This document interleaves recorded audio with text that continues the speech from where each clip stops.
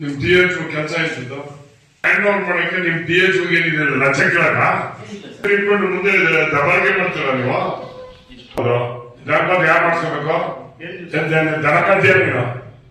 Registration ಆಗಿದೆ suspend ಮಾಡ್ಸೋದ ನಿನ್ನ?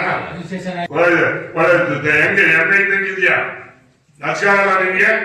ನೋಡ್ರಿ, ಇದು ಲಾಟ್ ಆಫ್ ಕಂಪ್ಲೇಂಟ್. ನಾನು ಇಲ್ಲಿವರೆಗೂ ತೊಂದರೆ ಕೊಟ್ಟಿರ್ಲಿಲ್ಲ.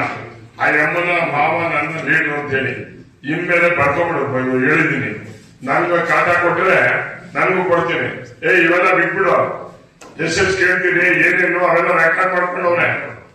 ದಡ್ಡ ಹೆಂಡತಿ ಮಕ್ಕಳಿಗೆ ಮಾಡಿ ಅಂತ ಹೇಳ್ಬೇಕಾರೆ ಮುಂದೆ ಅದೇನ್ ಮಾಡ್ತೇವೆ ಮಾಡಿ ಅಂತ ಮಾಡ್ತೀವಿ. ಕಾರಣ ಏನು?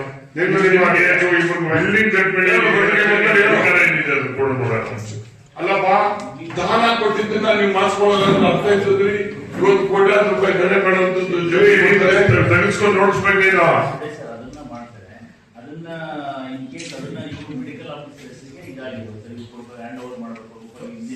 ಅದನ್ನೆಲ್ಲಾನು ಮಾಡಿರ್ತೀವಪ್ಪ. ಅದೇನು ನಮ್ಮ ಹೆಸರು ಮಾಡ್ಕೊಳಕ್ಕಾಗಲ್ಲ, ಡಾಕ್ಟರ್ ಹೆಸರಿಗೆ ಮಾಡಿರ್ತಾರೆ ಅಪ್ಪ. ಅದನ್ನ ಹ್ಯಾಂಡ್ ಓವರ್ ಮಾಡಕ್ಕೆ ನಿಮ್ DH ಏನಿದೆ ಲಂಚ ಕೇಳಕ? ಮತ್ತೆ ಯಾಕೆ ಕೊಡಲ್ಲ? ಯಾಕೆ ಕೊಟ್ಟಿಲ್ಲ? ಯಾಕೆ ಒಂದು ನೋಟಿಸ್ ಕೊಡು. ಯಾಕೆ ಕೊಟ್ಟಿಲ್ಲ? ಎಷ್ಟು ಕೊಟ್ಟಿದ್ದಾರೆ? ಒಟ್ಟು ಇರೋದ್ರಲ್ಲಿ ಎಷ್ಟು ಕೊಟ್ಟಿದ್ದೀರಾ?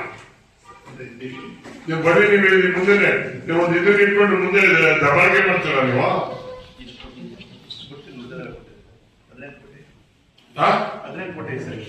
ಮಿಕ್ಸರ್ ಕೊಟ್ಟಿಲ್ಲ? ಬಂದು ನೋಡಿಲ್ವಾ ನಿಮ್ಗೆ? ನಿಮ್ ಕೈ ಬಿಸಿ ಮಾಡ್ಬೇಕಪ್ಪ. ಯಾರು ಜಾನಪತ್ರ? ಹೌದು, ಜಾನಪದ ಯಾರು ಮಾಡ್ಸ್ಕೋಬೇಕು? ದನ ಕಲ್ತೀಯ ನೀನು? ನಿನ್ ಜವಾಬ್ದಾರಿ ಮಾಡ್ಸ್ಕೊಳ್ಬೇಕಂತ. ಯಾವಾಗ ಒಬ್ಬ ರೈತ ಕೊಡ್ತೀನಿ ಅಂತ ಬಂದ್ರೆ ಮಾಡ್ಸ್ಕೋಬೇಕಂತ ಯಾರು? ಏನಾಗಿದೆ ಉದ್ರಪಟ್ಟಣದಲ್ಲಿ? ಏನಾಗಿದೆ? ಪ್ರೈವೇಟ್ ಲೈನ್ ಕೊಡ್ತೀನಿ ಅಂತ ಮುಂದಕ್ಕೆ ಬಂದಿಲ್ವಾ?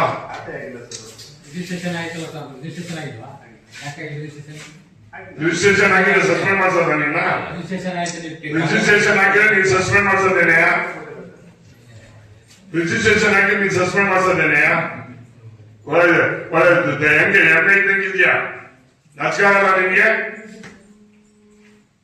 ಶಾಪ್ ಹಾಕಲ್ವೇ? ಸರ್ಕಾರ ದುಡ್ಡು 65 ಲಕ್ಷ ರೂಪಾಯಿ ದುಡ್ಡು ಕೊಡ್ತಾರೆ ಬಿಲ್ಡಿಂಗ್ ಕೆಲಸಕ್ಕೆ. ಹಿಂದೆ ಮುಂದೆ ನೋಡ್ತಿರಲ್ವೇ ನೀವು?